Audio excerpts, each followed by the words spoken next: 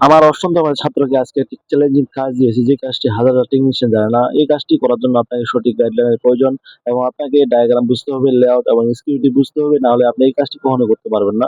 তো দেখতে পাচ্ছি আমি এখানে যে সর্বপ্রথম যে গ্রাউন্ডের লাইন মিসিং রয়েছে কিবেটের, এই কিবেটের লাইনটি সরাসরি সিপিইউ থেকে আসছে। সিপিইউ থেকে লাইন এখন সিপিইউ আমি তুলে দেখলাম সিপিইউ ওকে ঠিক আছে, কিন্তু তাও আমার লাইনটি আসছে না। সেক্ষেত্রে আমি দেখলাম যে এখানে লাইনটি যেখান থেকে যে লাইনটি যাচ্ছে এই লাইনটি সম্পূর্ণ মিসিং ছিল।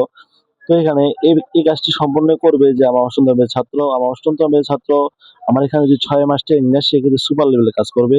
কারণ সঠিক গাইডলাইন হাজার, হাজার টেকনিশিয়ান রয়েছে যে সঠিক গাইডলাইন জানে না এবং সঠিক গাইডলাইন না কারণে এই ডেড ফোনগুলিকে রিপেয়ার করতে পারে না।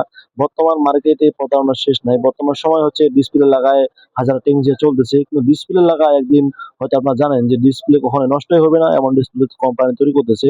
তো আপনাকে সঠিক গাইডলাইনের মাধ্যমে আপনাকে কাজগুলো করার চেষ্টা করতে হবে। সেক্ষেত্রে আপনি ভালো মানে কখনোই কাজ করতে পারবেন না। আপনাকে অনেকে রয়েছে যে সিপিইউ রিবুলিং করতে পারে। ওরা অনেক নাচাকুদ্দা অনেক আলামদা ফুর্তি করে। আসলে সিপিইউ রিবুলিং করতে গিয়ে বিভিন্ন কম্পোনেন্ট মিস হয়ে কম্পোনেন্ট মিসিং হওয়ার কারণে বিভিন্ন সেকশন কাজ করে না। এই সেকশন না কাজ করার কারণে আ অনেক তখন বলে দেয় যে এটা আর আমার দ্বারা এটা হচ্ছে না। আসলে আপনাকে কম্পোনেন্ট বুঝতে হবে। তো দেখতে পাচ্ছেন এই যে আমাদের কিবোর্ড গুলি কাজ করতেছে 1, 2 যেহেতু 1, 2, 3 আম এই পুরো ওএসটি একটা সেকশনে ছিল, এটি কাজ করতেছিল না।